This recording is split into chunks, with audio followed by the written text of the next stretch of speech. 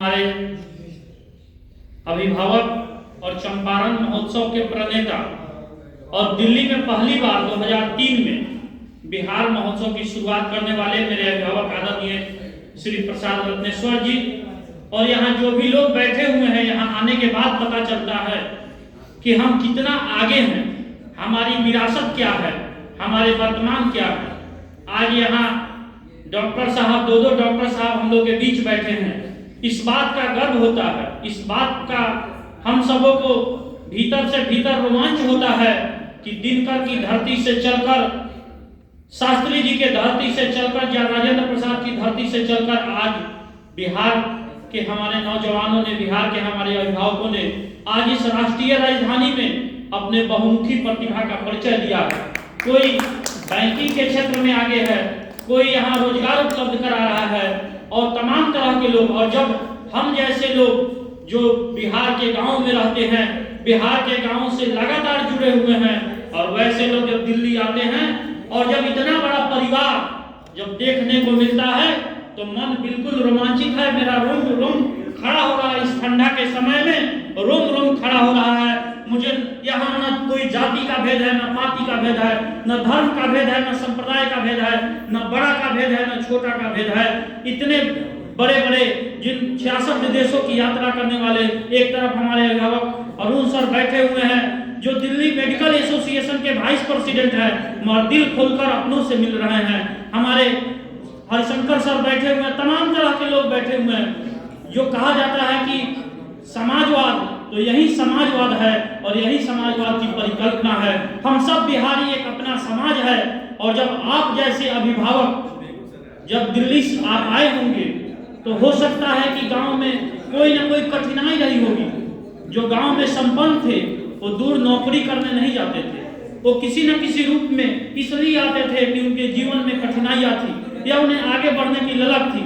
Ajit Dwivedi sir से Ratneshwar sir ने मेरा परिचय कराया और मैं बोला कि मैं नहीं पहचान पा रहा हूँ, जबकि उनको मैं रोज यूट्यूब पर लाइव सिटी में ज्ञानेश्वर जी के प्रोग्राम में देखता था, मगर एकाएक पड़ गए, मैं पहचान नहीं पाया। बाद में आत्मग्लानि मुझे लगा, और मैं उनको इतना पढ़ा था कि जनसत्ता में, शायद मुझे जहाँ तक जानकारी है, वे जनसत्ता में ट्रेनिंग संवाददाता के रूप में दिल्ली नौकरी करने 90-95 के दशक में आए थे, और आज दिल्ली में राष्ट्रीय फलक पर अपना एक नाम है।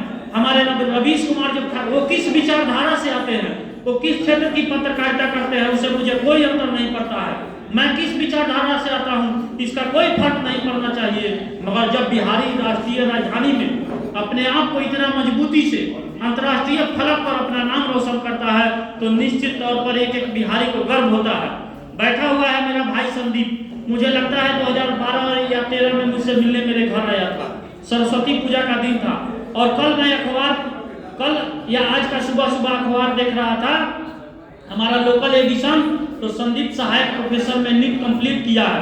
मुझे खुशी हुआ है, और मैं मंचों पर इतना देर बोलता हूँ, मैं खड़ा होता हूँ, मैं राजनीतिक दल से भी जुड़ा हूँ, मगर मुझे लगता है कि अगर मैं मंच पर खड़ा हूँ तो इसका सबसे बड़ा श्रेय अगर किसी को जाता है तो हमारे प्रसाद रत्नेश्वर सर को जाता है। पहली बार प्रभात खबर का एक कार्यक्रम था, और पिता जो फादर्स डे मनाते हैं तो पिता के नाम पर एक कार्यक्रम था, और मुझे मात्र 45 मिनट में सर ने कहा था कि आपको अपने पिता के ऊपर कविता लिखना है, और मैं लिखा था, टूटा कविता लिख दिया था।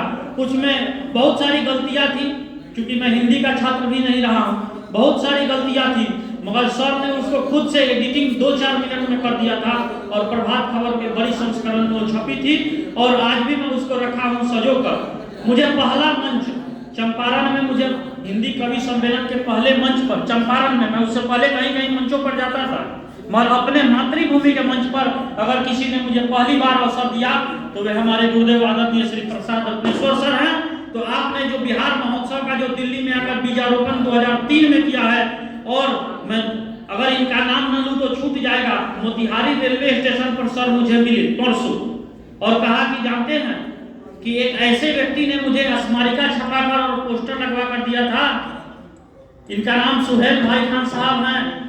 उनके बारे में वे हमको स्टेशन पर बताए कि वे जब हम पहुंचे 400 लोगों को लेकर दिल्ली, तो उन्होंने कहा कि उसकी मदद नहीं तो किसकी मदद की जाएगी जो दिल्ली की सड़कों को नहीं जानता है और 400 लोगों को लेकर दिल्ली पहुंच गया है। मैं ऐसे भाई साहब को भी नमस्कार करता हूं, धन्यवाद देता हूं। आप जैसे, जो कहा जाता है कि आप जैसे भामाशाह बैठे हुए हैं तब जाकर कोई आगे बढ़ने का सोचता है। मैं आप सबको दिल से प्रणाम करता हूं। आज अगर यहाँ नहीं आता तो आप सबों का दिव्य दर्शन मुझे नहीं होता। मैं आप सबको प्रणाम करता हूं। बहुत बहुत धन्यवाद।